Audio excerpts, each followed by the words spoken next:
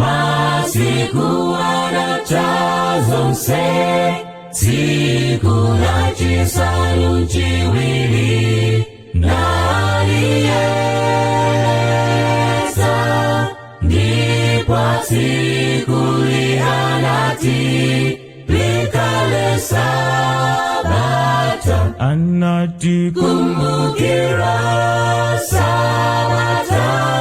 kulisunga lililoyera, siku la chisanu chiwiri ni Sabata, siku la chisanu chiwiri ni Sabata, masiku asanu mbili moti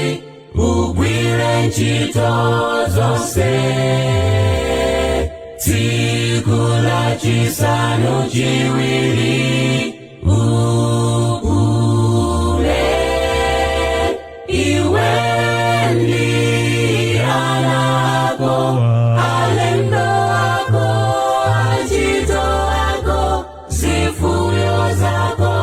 ndi zonse zako, uzisiye zipume. Kumbukira Sabata, kulisunga lililoyera, siku la chisanu chiwiri ni Sabata,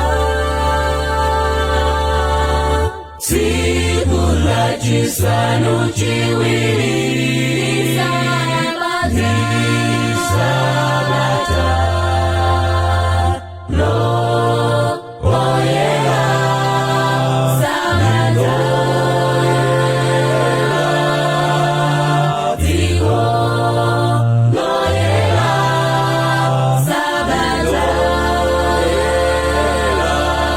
siku la chisanu chiwiri ni